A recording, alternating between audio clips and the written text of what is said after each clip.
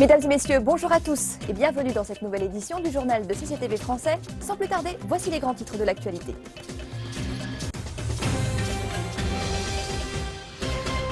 Avant l'ouverture officielle de la COP 21, le président chinois Xi Jinping a rencontré à Paris son homologue français François Hollande. L'Union européenne et la Turquie parviennent à un accord sur une aide financière de 3 milliards d'euros pour stopper le flux de migrants. Nous irons ensuite en Chine, dans la province du Guangdong, pour suivre le parcours de deux hommes qui souhaitent réaliser leurs rêves.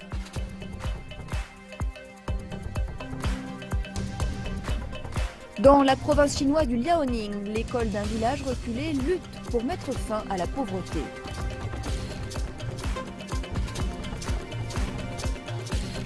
Enfin, nous partirons pour la ville côtière de Quanzhou qui bénéficie déjà de l'initiative Une ceinture, une route.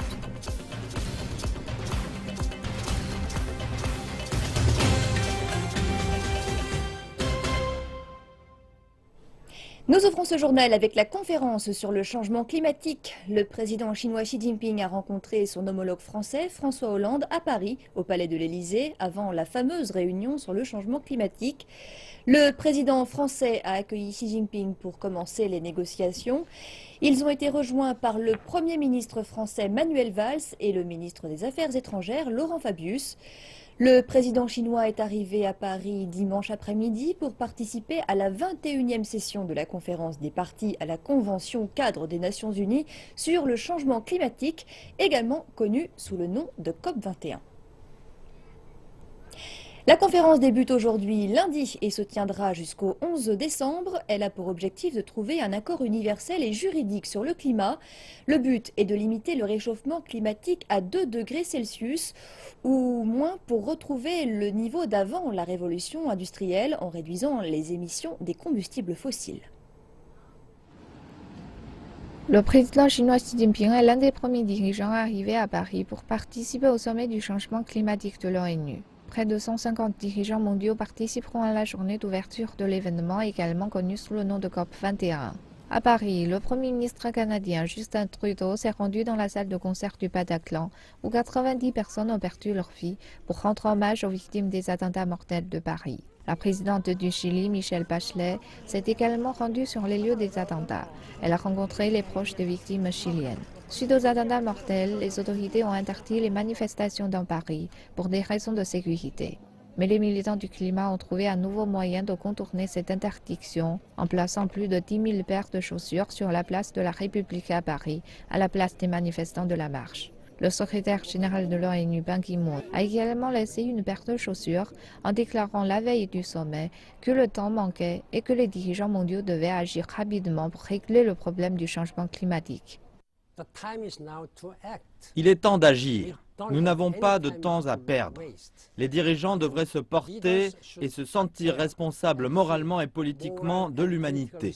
Il faut réellement mettre un terme à la pauvreté, rendre nos villes plus saines et plus vivables et rendre nos vies plus sûres et plus prospères avec une dignité humaine. De nombreux défis sont toujours présents et différentes opinions sur la forme et le contenu de l'accord existent. Lors du discours d'ouverture hier, le ministre français des Affaires étrangères, Laurent Fabius, a officiellement déclaré que les 12 prochains jours seront difficiles en négociation. L'objectif de cette conférence sur le climat est de trouver un accord contraignant permettant de maintenir le réchauffement climatique sous la barre des 2 degrés Celsius.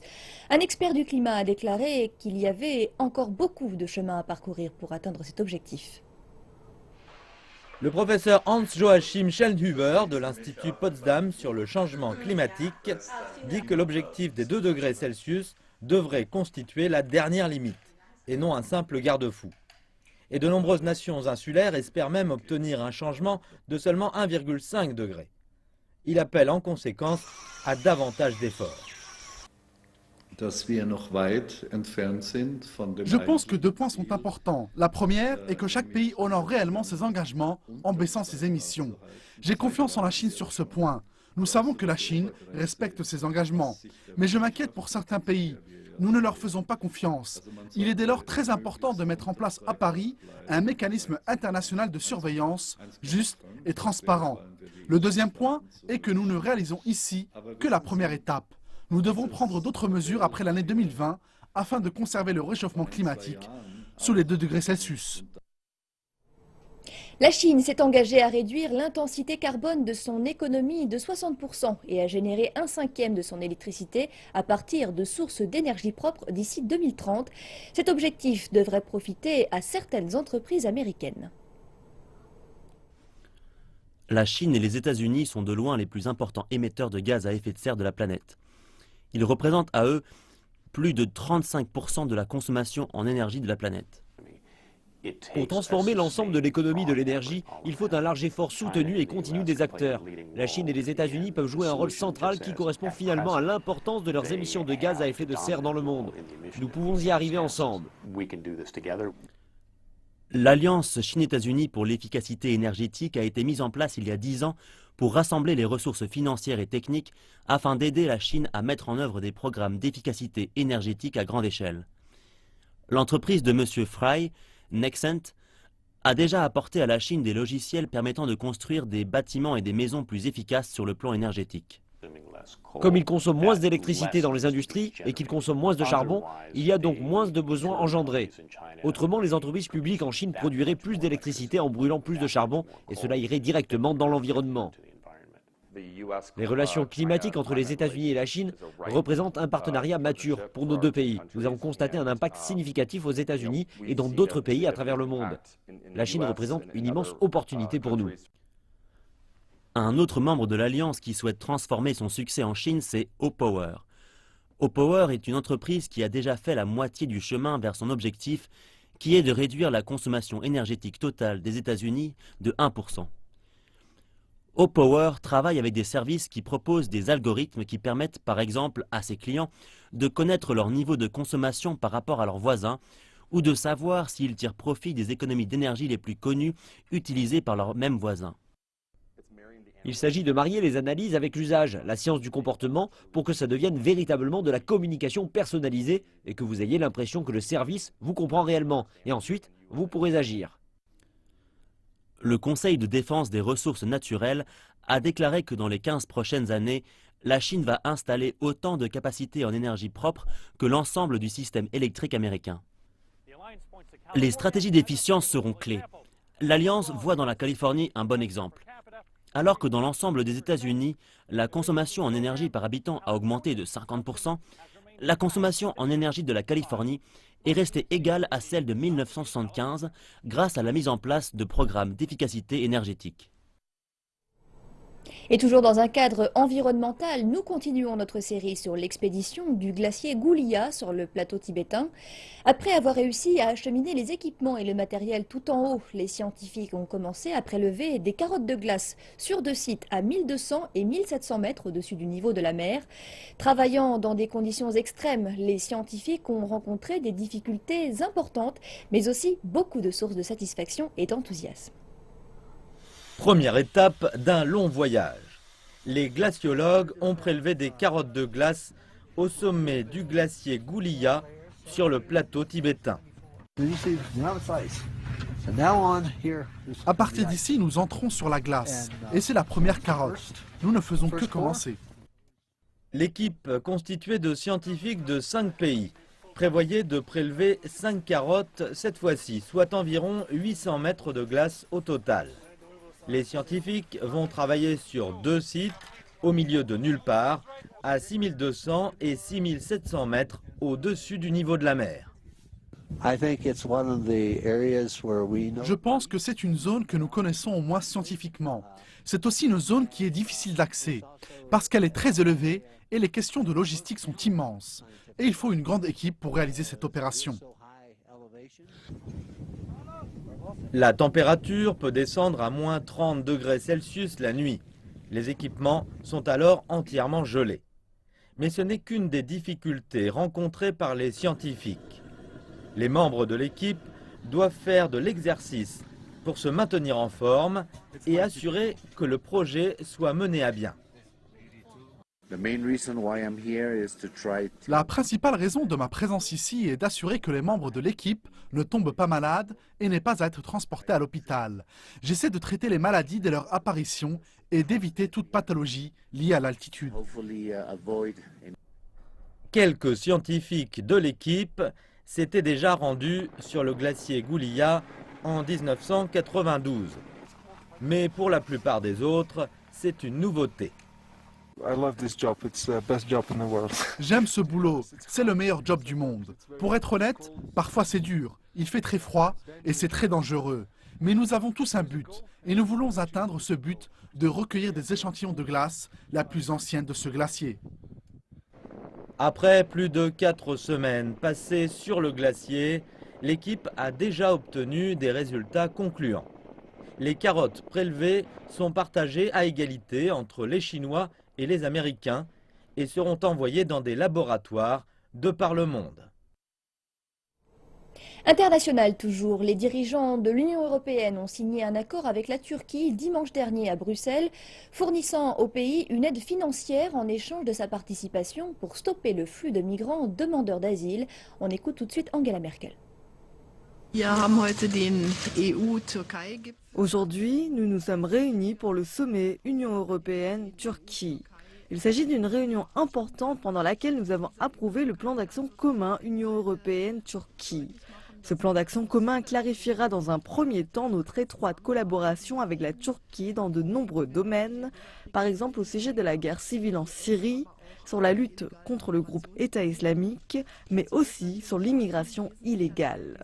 Un des éléments cruciaux du plan d'action commun entre l'Union européenne et la Turquie sera de trouver des moyens efficaces pour remplacer l'immigration illégale par une immigration légale, mais aussi de trouver les moyens pour améliorer la situation des réfugiés présents en nombre sur le terrain turc. En effet, la Turquie accueille plus de 2 millions de réfugiés, alors que le pays n'a reçu qu'une aide internationale très limitée. Le pays attend donc que l'Union européenne et les États membres apportent un soutien supplémentaire pour permettre d'accomplir cette tâche. Lors de la réunion, les dirigeants européens ont prévu d'offrir à la Turquie une aide de 3 milliards d'euros, des visas de voyage pour l'Union européenne et la relance des pourparlers pour une adhésion. En échange, Ankara doit renforcer la sécurité de ses frontières et reprendre sur son territoire les migrants n'ayant pas obtenu le droit d'asile en Europe. L'aide financière de l'Union européenne permettra à la Turquie de construire davantage de centres d'accueil des réfugiés. Le Premier ministre turc Ahmet Davutoglu a déclaré que le sommet avec les dirigeants européens était un nouveau départ dans le processus d'adhésion du pays à l'Union, qui compte déjà 28 États membres. Nous passons maintenant aux actualités chinoises et nous commençons avec de l'économie. Le taux de croissance de la Chine ralentit depuis les réformes structurelles. L'impact se fait sentir dans tout le pays. Le gouvernement promet que l'économie se relancera grâce à l'amélioration de la sécurité sociale. Reportage dans la province du Guangdong, dans le sud de la Chine, où 2 hommes ont pris 2 chemins différents pour réaliser leur rêve. Le Guangdong est une province en perpétuel mouvement. De nombreuses entreprises manufacturières se sont implantées ici. Song Yi a commencé à travailler dans le secteur des affaires il y a 17 ans.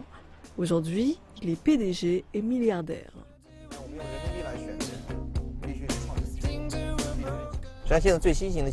La solution au développement passe par les ressources humaines. Les entreprises qui réussissent valorisent la créativité et la conception. Lorsque les produits sont bons, vous n'avez pas besoin de vous inquiéter des ventes.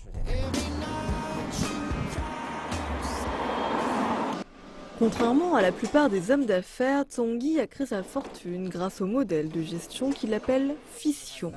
Il s'agit d'un système compétitif qui permet aux employés de devenir patrons. Le siège social s'est rapidement élargi grâce aux nombreuses filiales. L'un des produits est le climatisateur chauffe-eau. C'est un produit de haute technologie écologique qui se vend à l'étranger. La demande nationale augmente également malgré le ralentissement de l'économie. Song Yi pense que la solution de survie se trouve dans l'innovation. Je suis content de ce que je fais en ce moment. C'est tout comme escalader une montagne. On profite du processus.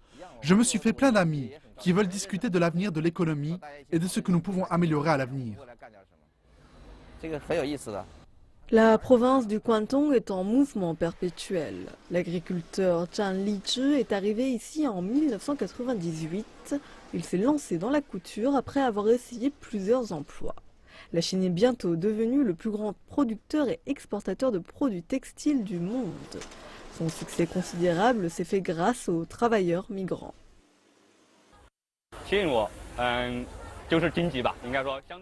C'est une meilleure économie qui m'a motivé. C'est beaucoup plus facile de gagner de l'argent ici que d'où je viens. Il faut de l'argent pour nourrir une famille. Le ralentissement économique de la Chine continuera quelque temps et les problèmes se posent pour le secteur manufacturier. Zhang Lizhi est chanceux que son entreprise se porte bien pour l'instant. Il sait que de nombreux travailleurs migrants se sont retrouvés sans emploi et doivent rentrer chez eux, retourner à la pauvreté. Le gouvernement applique des mesures pour améliorer la vie des travailleurs et établir une justice sociale. Mais la question est, ces politiques peuvent-elles les atteindre ? J'aime beaucoup cette ville, mais c'est tout. Je ne sens aucun sentiment d'appartenance. Au fond de moi, je ne me sens pas comme à la maison où je suis en sécurité et au calme. Le temps passe, la prospérité est insaisissable. Zhang Lizhi souhaite ouvrir son propre atelier de couture, mais cela dépendra de la pente que prendra l'économie. La nouvelle normalité de la Chine n'est pas la même chose pour tout le monde. Zhong Yi pense que l'économie se relancera petit à petit. L'histoire de sa réussite peut être l'histoire de l'avenir de la Chine. Nous leur avons demandé quel était le rêve de leur vie. Mon rêve est encore sur le chemin. Être avec ma famille, avoir de l'argent et une maison chaleureuse. On compte des millions de pauvres et d'illettrés en Chine. En général, ces personnes vivent dans les zones rurales. Découvrons tout de suite en image une école dans un village reculé de la province du Liaoning qui essaie de briser le cercle vicieux de la pauvreté. À l'époque de la Chine antique, l'éducation était le seul moyen d'échapper à la pauvreté. Aujourd'hui, c'est toujours le meilleur moyen pour s'en sortir. Zhang Baozhong enseigne dans ce village depuis près de 30 ans. Il connaît l'écart éducationnel entre les zones rurales et urbaines.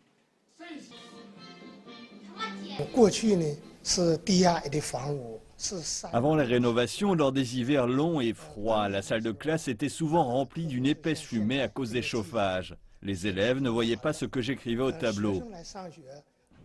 Les élèves des zones rurales connaissent souvent ce genre de situation jusqu'à ce que l'école reçoive des fonds d'allègement de pauvreté. Les familles qui vivent dans l'extrême pauvreté n'ont pas les moyens de payer l'école et cela crée un cercle vicieux. Les pauvres grandissent sans éducation et n'ont pas les moyens de payer les études de leurs enfants. Le pire, c'est que les parents sans éducation luttent pour aider leurs enfants après l'école.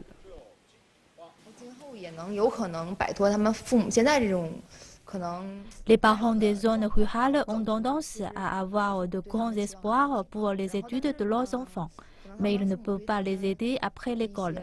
Nous devons combler ce trou. Grâce au fonds d'allègement de la pauvreté, l'école possède aujourd'hui tous les équipements et matériaux des écoles urbaines. Mais le problème est de maintenir de meilleures ressources éducationnelles, comme des enseignants qualifiés.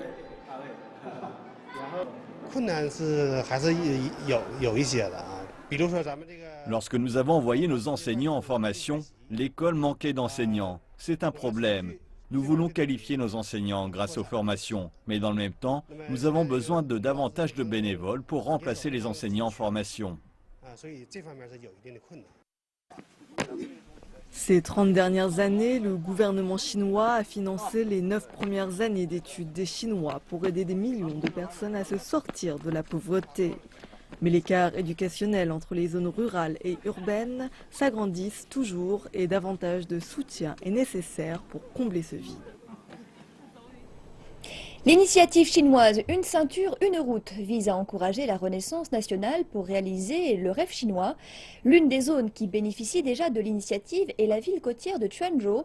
Il s'agissait de l'un des plus importants ports dans l'histoire de la route de la soie maritime. Pendant des centaines d'années, la ville portuaire a accueilli des navires et des marchands du monde entier. Mais sa tradition dans le domaine du transport maritime n'appartient pas seulement à son passé glorieux. Chen Fangcai, 68 ans, construit des bateaux depuis plus d'un demi-siècle. Il a hérité de ses ancêtres d'une technique particulière appelée étanchéité compartimentée. La technique permet de séparer la cabine en plusieurs compartiments. Si un navire subit des dommages, cette technique permet d'éviter que l'eau ne pénètre dans toute la cabine. Et donc, elle permet d'éviter qu'un navire ne coule. Il n'y aurait jamais eu de route de la soie maritime sans des navires résistants. Les flottes marchandes pouvaient naviguer vers les régions les plus reculées d'Afrique et d'Europe grâce à la technique de l'étanchéité compartimentée il y a déjà plus de 1000 ans. Quanzhou est située sur la côte sud-est de Chine. Il y a plus de 1000 ans, la ville était l'un des plus grands ports maritimes du pays, grâce au développement des techniques de navigation et de construction des navires. Elle est largement considérée comme le point de départ de la route de la soie maritime. Un nombre important d'explorateurs du Moyen-Âge, tels que Marco Polo, ont visité la ville et l'ont décrite alors comme l'un des plus grands ports maritimes du monde à l'époque. L'ancienne route de la soie maritime a été initiée par les échanges commerciaux. Elle a été rendue possible par le désir de se procurer les différentes épices en Orient et par la demande pour la soie et le thé en Occident. La route est aussi devenue un canal privilégié pour les échanges culturels et pour la communication entre les peuples du monde entier. La tradition du transport maritime s'est perpétuée jusqu'à nos jours, avec des navires venant du monde entier accostant ici chaque jour. Des marchandises comme le marbre indien sont apportées pour les besoins des usines locales. Avec l'amélioration progressive de la qualité des biens manufacturés chinois, de plus en plus de produits à haute valeur ajoutée sont désormais exportés depuis ce port. Et la route de la soie maritime du XXIe siècle, faisant partie intégrante de l'initiative chinoise « Une ceinture, une route », a créé les conditions favorables pour de nouvelles opportunités commerciales pour l'ensemble des entreprises locales. Nous avons une longue tradition d'exportation des biens manufacturés en Chine, mais notre technologie n'est pas encore complètement à la hauteur des défis modernes. Nous espérons exporter davantage de produits à haute valeur ajoutée et délaisser progressivement les biens produits par une main-d'œuvre peu qualifiée. L'initiative Une ceinture, une route nous aidera à étendre nos perspectives commerciales. Les projets de construction d'infrastructures, notamment des ports, des lignes de chemin de fer et des aéroports, devront renforcer les liaisons internationales de Quanzhou dans les prochaines années. La ville sera dès lors en mesure de perpétuer son glorieux héritage maritime au XXIe siècle. Ce journal est maintenant terminé. Merci de l'avoir suivi. Je vous retrouve dans une poignée de minutes pour une nouvelle édition d'Afrique Info. A tout de suite sur CCTV Français.